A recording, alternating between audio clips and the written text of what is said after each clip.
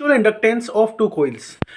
अगर हमारे पास में दो अलग अलग कॉइल्स हैं, मतलब इंडक्टर्स हैं, मतलब कि सोलेनोइड्स हैं, और अगर वे कोएक्सियल सोलेनोइड्स हैं, मतलब कि उन दोनों का एक्सिस अगर सेम हो, तो ऐसी कंडीशन में इन दोनों कॉइल्स का म्यूचुअल इंडक्टेंस कितना मिलेगा। बच्चों, आपके सिलेबस में या कई सारे जो टीचर्स आपको सिखाते हैं, तो उसमें ये जो दो अलग अलग सोलेनोइड्स हैं ना, इनके क्रॉस सेक्शन एरिया एक जैसे ले लेते हैं, उनकी लेंथ एक जैसी ले लेते हैं, ठीक है।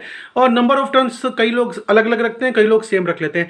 लेकिन हम लोग है ना, यहाँ पर जो एक्सरसाइज करने वाले हैं, जो डेरिवेशन करने वाले हैं, वो डेरिवेशन में हम लोग क्रॉस सेक्शन एरिया भी डिफरेंट लेने वाले हैं, दोनों कोइल्स का लेंथ भी डिफरेंट लेने वाले हैं, हम लोग नंबर ऑफ टर्न्स भी डिफरेंट लेने वाले हैं।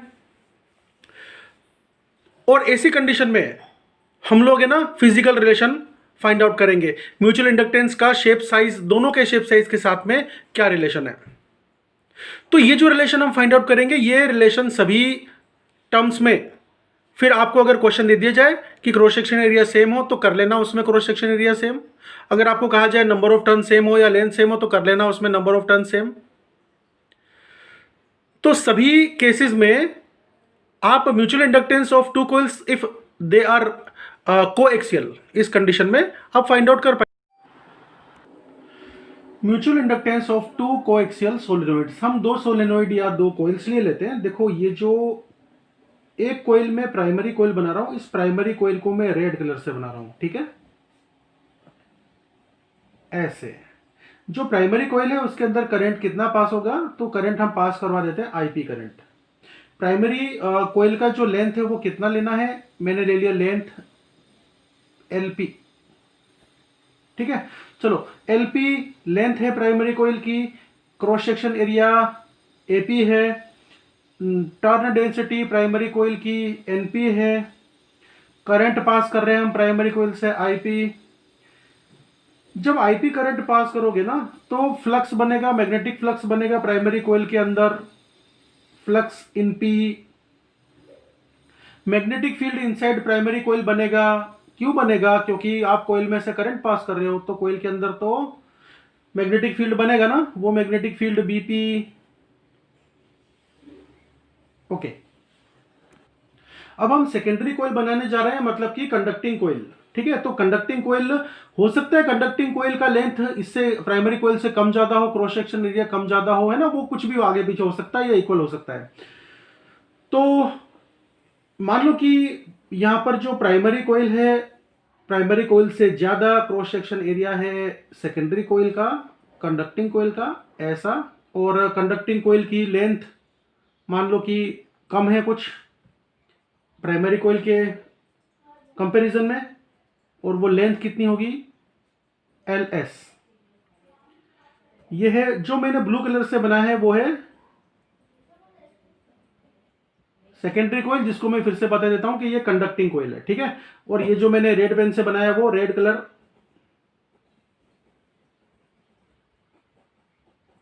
Primary coil. अब ये जो कंडक्टिंग कोइल है, सेकेंडरी कोइल है, सेकेंडरी कोइल की लेंथ एल एस ले लो, सेकेंडरी कोइल का cross section area A S ले लो, सेकेंडरी कोइल का टर्न डेंसिटी, टर्न डेंसिटी पता है ना, टर्न डेंसिटी ले लो एन एस।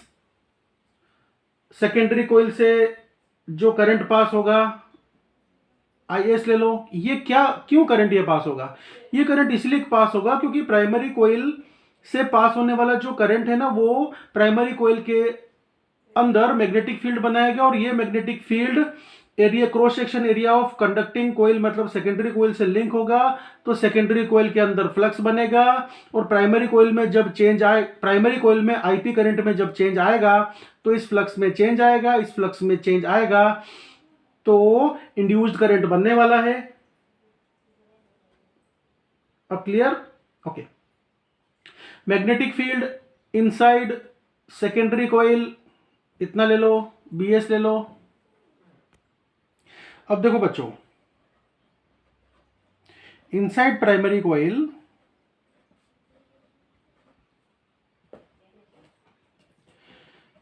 मैग्नेटिक फील्ड कितना बनेगा, मैग्नेटिक फील्ड बनेगा B is equal to mu 0 N I, ठीक है। ये किसके लिए बात की जा रही है? प्राइमरी कोइल के लिए बात की जा रही है। प्राइमरी कोइल में करंट कितना है? Ip।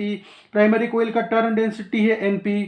अरे भैया जो टर्न डेंसिटी है ना वो नंबर ऑफ कोइल्स पर यूनिट लेंथ होता है, और यहाँ पर मान लो कि प्राइमरी कोइल के अंदर जो नंबर ऑफ कोइल्स है ना Np है, और यहाँ पर जो सेकेंडरी कोइल है उसमें मान लो कि टोटल नंबर ऑफ टर्न्स वो Ns हैं।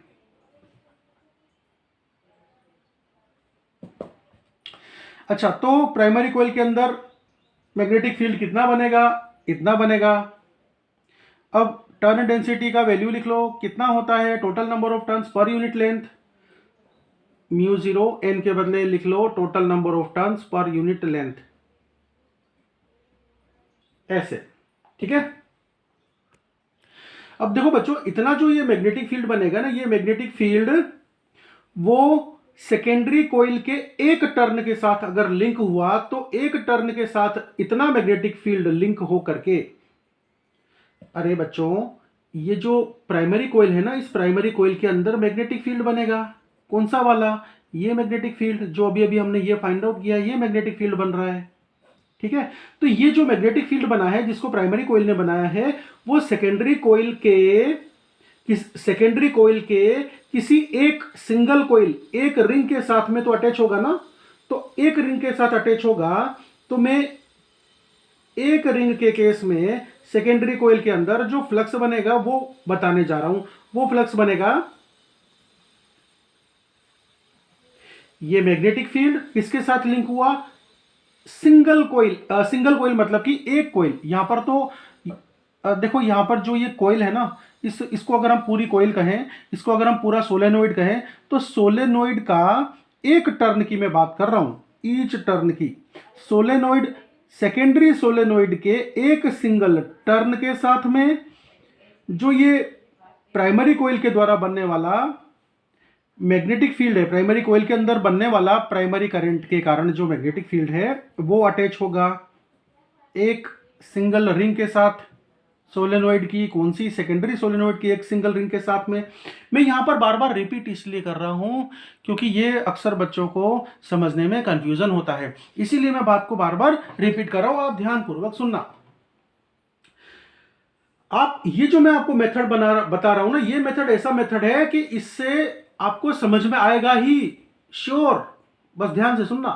चलो, ये बीपी का वैल्यू कितना है यहां से देख के लिखो, mu zero N P upon L P into I P into area.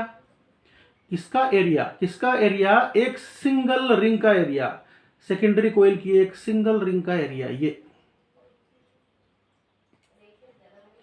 अब ये जो सेकेंडरी कोइल है ना, उसमें एक सिंगल रिंग थोड़ी ना है, उसमें तो टोटल इतनी सारी रिंग है सेकेंडरी कोइल में।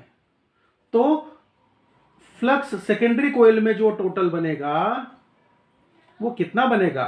तो एक रिंग के साथ में जो सेकेंडरी कोइल की एक रिंग के साथ जो फ्लक्स बन रहा है multiplied by number of turns in secondary coil कर लो। चलो, ये वैल्यू तो यहां से देख करके लिख लो, mu zero N P upon L P into I P into A S into N S.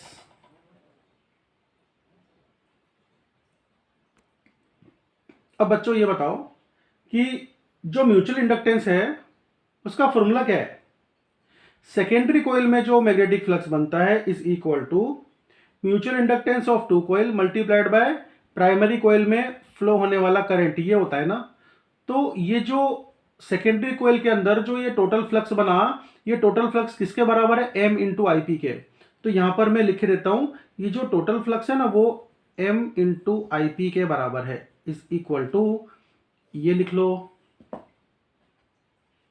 Mu zero N P upon L P into I P into A S into N S. I P से I P cut गया तो क्या बच गया? Mutual inductance M is equal to mu zero N P N S A S upon L P. अब देखो बच्चों, यहाँ पर जो प्राइमरी कोयल है, सेकेंडरी कोयल है, इनके बीच में कोर क्या है, मतलब मीडियम क्या है, फ्री स्पेस है ना, एयर है ना। तो ये जो हमको फॉर्मूला मिला वो एयर के केस में मिल रहा है। आप इस फॉर्मूले को नोट डाउन कर लो।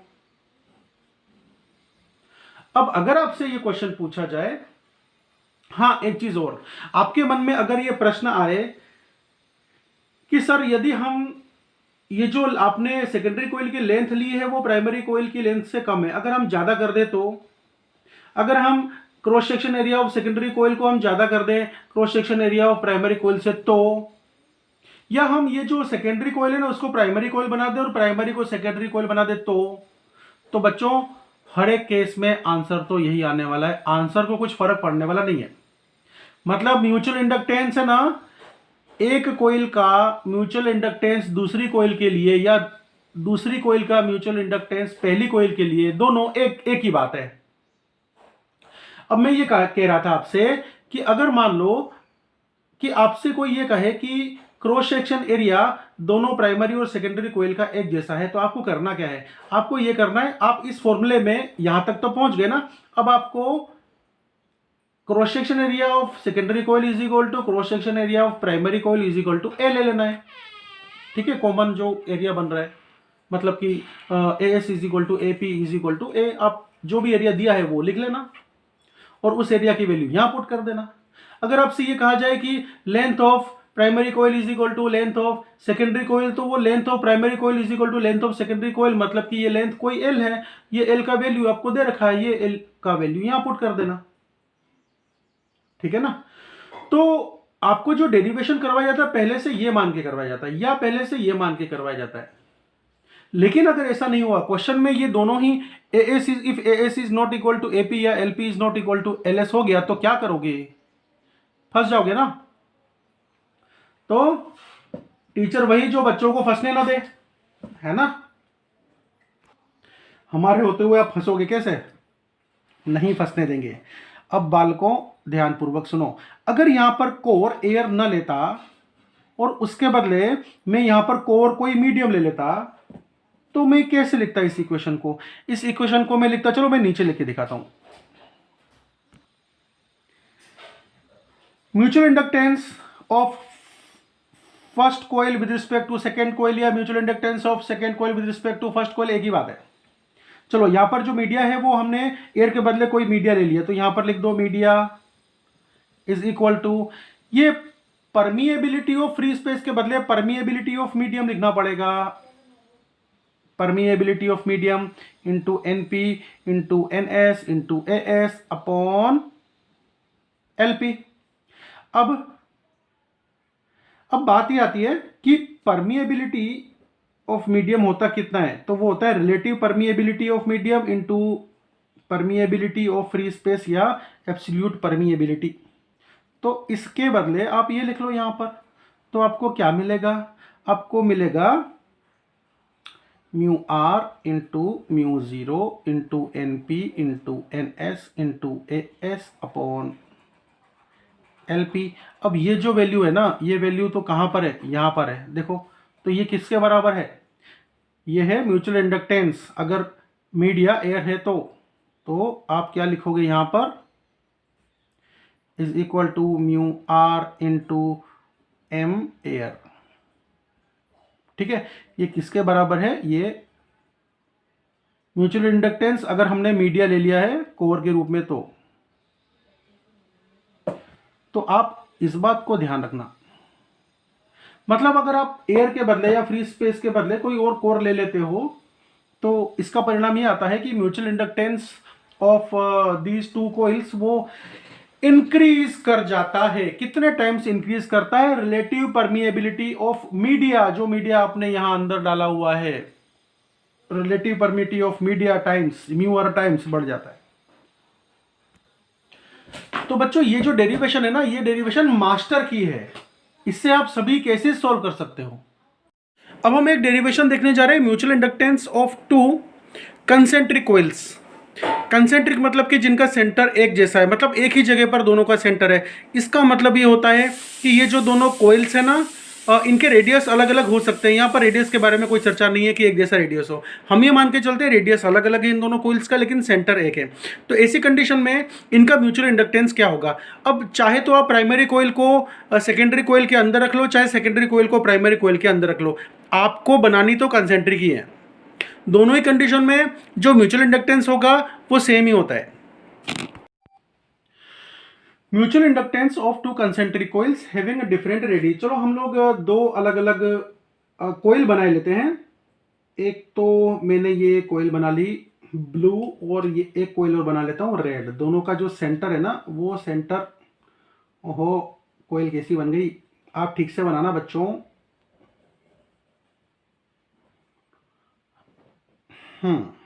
तो आप ऐसा सर्कल मत बनाना प्लीज। हाँ अच्छा, ये जो छोटा वाला सर्कल है ना इसका रेडियस ले लो स्मॉल आर, और ये जो बड़ा वाला सर्कल है ना इसका रेडियस ले लो आप कैपिटल आर, ऐसे। अब एक काम करते हैं, दोनों में से किसी एक को प्राइमरी कोइल बना लो तो दूसरा सेकेंडरी कोइल बन जाएगा। जो प्राइमरी कोइल होती है वो करंट कैरिंग कोइल होती है ना, इसको हम प्राइमरी कोइल बना लेते हैं। चलो ये बन गया जी प्राइमरी कोइल। अब ये जो प्राइमरी कोइल बना बड़ा वाला जो रेड वाला कोइल प्राइमरी कोइल बन गया, तो इसको हम कंडक्टिंग कोइल बना लेते हैं। इसको मैं यहां पर लिख देता हूं कि ये कंडक्टिंग कोइल सेकेंडरी कोइल है, और ये जो हमने जहां से करंट पास किया है करंट कैरिंग कोइल ये प्राइमरी कोइल है। अब देखो बच्चों होगा क्या कि magnetic field created by current carrying coil at center. Current carrying coil कौन सी है? ये वाली रेड वाली। तो करंट कैरिंग कोइल अपने सेंटर पर मतलब कि यहां पर जो मैग्नेटिक फील्ड बनाएगी वो कैसा बनाएगी? सबसे पहले तो देखो जो मैग्नेटिक फील्ड बनाएगी ना वो बाहर निकलती हुई डायरेक्शन में होगा। कैसे पहचाना? आप right hand thumb rule use कर लो, फिंगर्स को करंट की डायरेक्शन में कर्ल कर लो, तो जो थंब की डायरेक्शन बनेगी वो मैग्नेटिक फील्ड की निकलती हुई डायरेक्शन बनने वाली है। ठीक है, तो मैग्नेटिक फील्ड तो यहाँ पर ये निकलता हुआ बनने वाला है। किसके कारण निकलता हुआ बनने वाला है? प्राइमरी कोइल के कारण। तो ये जो प्राइमरी कोइल है ना, मतलब कि ये जो रेड कलर वाली बड़े रेडियस आर वाली कोइल है, इसने अपने सेंटर पर जो मैग्नेटिक फील्ड बनाया है वो कितना बनाया? μ0/4π current divided by radius into 2π। ये फॉर्मूला तो आपको याद है ना, कौन से चैप्टर में किया था? याद है तो अच्छी बात है, नहीं तो ये डेरिवेशन हमने किया हुआ है, इस वीडियो को देख लेना पिछले चैप्टर्स में। ओके, करंट कौन सा है? करंट है आईपी करंट, क्योंकि प्राइमरी कॉइल में फ्लो हो रहा है ना इसलिए मैंने नाम दे दिया आईपी करंट।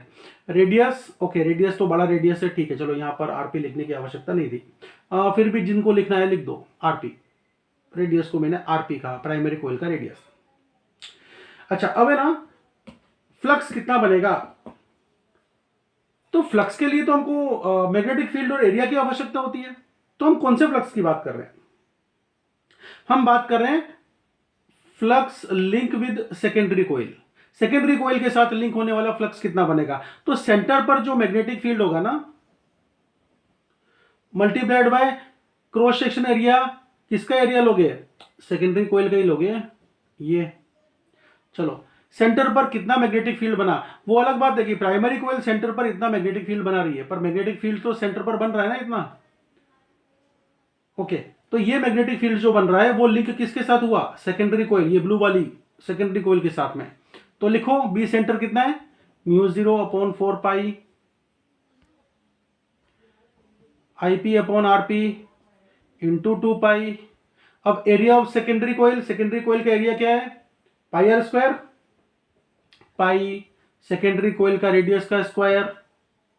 ओके, अब आपको ये पता है कि म्यूचुअल इंडक्टेंस कितना होता है? म्यूचुअल इंडक्टेंस का रिलेशन क्या है मैग्नेटिक फ्लक्स के साथ? तो मैग्नेटिक फ्लक्स सेकेंडरी कोइल में वो mutual inductance of two coil और प्राइमरी कोइल में फ्लो होने वाले करंट के प्रोडक्ट के बराबर होता है। ये फॉर्मूला याद है ना? तो सेकेंडरी कोइल में होने बनने वाला जो फ्लक्स है वो किसके बराबर है? वो m इंटू प्राइमरी कोइल में फ्लो होने वाले करंट के बराबर है। ये वैल्यू लिख लो, किसकी वैल्यू है? ये सेकेंडरी फ्लक्स की वैल्यू है, सेकेंडरी कोइल के साथ जो अटैच्ड मैग्नेटिक फ्लक्स है उसकी वैल्यू है। μ0/4π IP/RP इंटू 2π² RS²। अब बच्चों खुशी का क्षण आ गया जब कोई चीज कट रही होती है ना, सॉरी अरे m से m नहीं कटेगा, IP से IP कटेगा, m तो एज इट इज है रहने वाला है। तो magnetic flux is equal to, sorry magnetic flux नहीं कहना है इसको, mutual inductance of this two coil is equal to mu 0 upon 4 pi 2 pi square R S square upon RP. RP ये कौन सा, आरपी ये। तो इस रिलेशन को बच्चों अच्छी तरह से गोख लेना, याद कर लेना, ठीक है। अब खास बात क्या है, यहां पर जो कंसेंट्रिक कॉइल्स हैं उनका जो म्यूचुअल इंडक्टेंस है वो क्या है, देखो ध्यान से। ये यहां पर म्यू 0 क्या है, ये जो मीडिया है ना उसका परमिएबिलिटी, यहां पर मीडिया क्या है, एयर या फ्री स्पेस है। देखो radius of secondary coil, radius of primary coil, pi, ये सब चीजें देखो। तो यहां पर हमको क्या दिखाई देता है कि जो म्यूचुअल इंडक्टेंस है वो किस पर डिपेंड करता है, shape size of these two coils, इन दोनों कॉइल्स का शेप साइज क्या है, प्लस अरेंजमेंट, इन दोनों कॉइल्स का अरेंजमेंट कैसा है, कोएक्सियल है या कंसेंट्रिक है या कैसा अरेंजमेंट है, उस पर डिपेंड करता है। और जो हमने पिछला डेरिवेशन किया था, पिछले डेरिवेशन में हमने देखा कि टू कोएक्सियल जो कॉइल्स हैं उनका म्यूचुअल इंडक्टेंस कितना है। तो देखो यहां पर number of turns in primary coil, number of turns in secondary coil, cross section area of secondary coil, length of primary coil, ये इन चीजों पर डिपेंड कर रहा है। मतलब ये हो गया कि mutual inductance of two coaxial solenoid ये किस पर डिपेंड कर रहा है, shape size of these two solenoids और उनके अरेंजमेंट पर। तो बच्चों हमने ये देखा कि जो म्यूचुअल इंडक्टेंस है वो सेल्फ इंडक्टेंस की तरह ही इंडक्टर के शेप साइज पर डिपेंड करता है। मतलब ये जो म्यूचुअल इंडक्टेंस है यहाँ पर एक नहीं दो इंडक्टर, मतलब दो कोइल, मतलब कि दो सोलेनोइड्स की आवश्यकता है, तभी तो म्यूचुअल इंडक्टेंस निकलेगा। तो ये जो म्यूचुअल इंडक्टेंस है वो इन दोनों सोलेनोइड्स के शेप साइज पर डिपेंड करता है, और डिपेंड करता है कि आपने ये जो दोनों कोइल्स या जो दोनों सोलेनोइड्स रखे हैं इनका अरेंजमेंट क्या है। अब ये जो mutual inductance of these two coils ये बिल्कुल भी डिपेंड नहीं करता कि प्राइमरी कॉइल में करंट कितना है, प्राइमरी कॉइल के साथ में फ्लक्स कितना लिंक है, या मैग्नेटिक फील्ड प्राइमरी कॉइल में कितना बन रहा है, या सेकेंडरी कॉइल में मैग्नेटिक फील्ड कितना बन रहा है, इन सब चीज़ों पर डिपेंड नहीं कर रहा। अब हम देखने जा रहे हैं कि अगर हमारे पास में दो कॉइल्स हैं और इन दो कॉइल्स को अगर हम दूर दूर रख दें और हम कोएक्सियल बना लें इन दोनों कॉइल्स को, ये दोनों कॉइल्स डिफरेंट रेडी की हैं, मतलब कि अलग अलग रेडियस की हैं, तो ऐसे केस में इनका म्यूचुअल इंडक्टेंस क्या होने वाला है। तो mutual inductance of two coaxial coils with different radii, ये हम लोग फाइंड आउट करने जा रहे हैं। Mutual inductance of two coils with different radii. एक काम करते हैं कि चलो एक कॉइल तो ये बना लेते हैं और दूसरी कॉइल कोएक्सियल लेनी है ना, ले लो जी, ये लाइन खींच लो, कोएक्सियल बन जाएगी। दोनों का सेंटर एक ही एक्सिस पर है, तो ये एक दूसरी कॉइल और ले लो, इसमें से एक को प्राइमरी कॉइल बना दो, इसको एक को सेकेंडरी कॉइल बना दो। तो मान लो कि आप इस कॉइल को प्राइमरी कॉइल बना देते हो, चलो जी बना दो प्राइमरी कॉइल। एक काम करते हैं, इस बार इसको बना लो, चलो रेड वाली छोड़ो, ब्लू वाली बना लेते हैं, नहीं तो ब्लू कलर बोलेगा कि भाई मेरे साथ में ऐसा क्यों किया आपने। तो ये है प्राइमरी कॉइल जिसके अंदर करंट फ्लो कर रहा है, इस करंट का नाम है प्राइमरी करंट, और यहां पर प्राइमरी कॉइल का रेडियस आरपी, प्राइमरी कॉइल का सेंटर सीपी और सेकेंडरी कॉइल का सेंटर सीएस, सेकेंडरी कॉइल का रेडियस आरएस ले लो। ये तो क्या छोटा है इसलिए स्मॉल आर ले लिया है, बाकी आरएस तो मैं लिख ही रहा हूं। अच्छा, अब और कुछ रह गया क्या, कुछ नहीं रह गया। चलो मान हाँ एक चीज और कि इनके बीच जो ये सेंटर्स है ना, इनके बीच में डिस्टेंस x ले लो। अब आप ये जानते हो ना, आपने ये डेरिवेशन कर रखा है कि अगर मान लो किसी कॉइल में करंट पास अगर आप कर रहे हो तो उस कॉइल के एक्सिस पर x डिस्टेंस दूर मैग्नेटिक फील्ड कितना बनता है, ये मैग्नेटिक फील्ड कितना बनता है। तो ये मैग्नेटिक फील्ड बनेगा म्यू 0 अपॉन 4 पाई 2 आई इंटू ए अपॉन यहाँ पर जो भी रेडियस है उस रेडियस का स्क्वायर प्लस जो डिस्टेंस का है स्क्वायर की पावर 3/2। ये फॉर्मूला आप पढ़ चुके हो। इस फॉर्मूले के आधार पर ही हम लोग ये डिसाइड करने वाले हैं कि अगर आईपी करंट इस कॉइल से पास होता हो और उस कॉइल का रेडियस अगर कैपिटल आरपी हो तो इस कोयल के सेंटर से एक्स डिस्टेंस दूर, मतलब कि यहां पर कितना मैग्नेटिक फील्ड बनेगा इस करंट के कारण, इस सर्कुलेटिंग करंट के कारण, इस करंट कैरिंग कोयल के कारण यहां पर। तो यहां पर जो मैग्नेटिक फील्ड बनेगा वो मैग्नेटिक फील्ड चलो हम लिखे लेते हैं, ये मैग्नेटिक फील्ड होगा। ये मैग्नेटिक फील्ड किसने बनाया? ये मैग्नेटिक फील्ड प्राइमरी कोयल के प्राइमरी करंट ने बनाया। इसको लिख लो, BP is equal to mu 0/4 pi two, current कितना फ्लो हो रहा है कोयल के अंदर? आईपी करंट फ्लो हो रहा है। एरिया कितना है कोयल का? एपी है, अपॉन इस कोयल का रेडियस कितना है? कैपिटल आरपी है, स्क्वायर कर लो, डिस्टेंस का स्क्वायर कर लो, की पावर 3/2 कर लो। अब देखो, जब इतना यहां पर मैग्नेटिक फील्ड इस कोयल ने बना रखा है, तो ये मैग्नेटिक फील्ड किसके साथ में अटैच हो रहा है, किसके साथ में लिंक हो रहा है? सेकेंडरी कोयल के साथ। सेकेंडरी कोयल का दूसरा नाम क्या है? कंडक्टिंग कोयल। इसका नाम है प्राइमरी कोयल, ये आप जानते हो ना। प्राइमरी कोयल का दूसरा नाम क्या है? करेंट कैरिंग कोयल, CCC।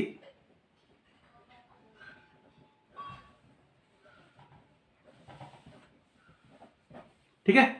अच्छा, तो बात ये चल रही थी कि जब मैग्नेटिक फील्ड प्राइमरी कोयल में फ्लो होने वाले प्राइमरी करंट के कारण जो प्राइमरी मैग्नेटिक फील्ड है वो यहां पर बन रहा है इतना, तो ये जो मैग्नेटिक फील्ड है वो किसके साथ अटैच हो रहा है, किसके साथ लिंक हो रहा है? क्रॉस सेक्शन एरिया, मतलब कि एरिया ऑफ सेकेंडरी कोयल के साथ।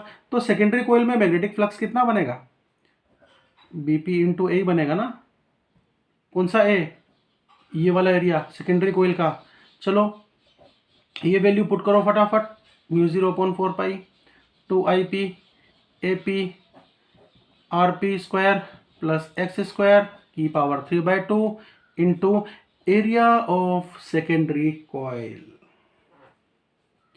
अब आप ये जानते हो कि जो सेकेंडरी कॉइल में फ्लक्स बनता है वो mutual inductance of two coils, primary and secondary coils, multiplied by current flowing in primary coil के बराबर होता है।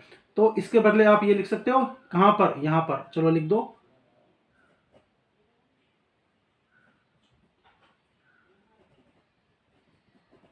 अब एक खुशखबरी फिर से आ गई, आईपी से आईपी कट गया, मजा आ गया। तो यहां पर बच कौन गया? एम बच गया ना। एम का वैल्यू देखो, M is equal to mu 0/4 pi. Mu 0 क्या है? ये जो मीडिया है ना, उस मीडिया की परमिएबिलिटी है, या रिलेटिव सॉरी एब्सोल्यूट परमिएबिलिटी कहते हैं इस म्यू 0 को। Permeability of free space, permeability of air. कौन कौन बच गया? चलो 2 बच गया, ये 2 लिखा। AP, area of primary coil कितना है? Pi R square. Okay, AS, तो इसको लिख लो pi R S square divide by R P square plus X square की पावर 3/2। अब इस फॉर्मूले को समेट के लिख दूं मैं, ये पाई और ये पाई मल्टीप्लीकेशन में पाई स्क्वायर हो जाएगा। चलो इस फॉर्मूले को मैं यहां लिख देता हूं, M is equal to mu 0/4 pi 2 pi square R P square R S square upon R P square plus X square की पावर 3/2।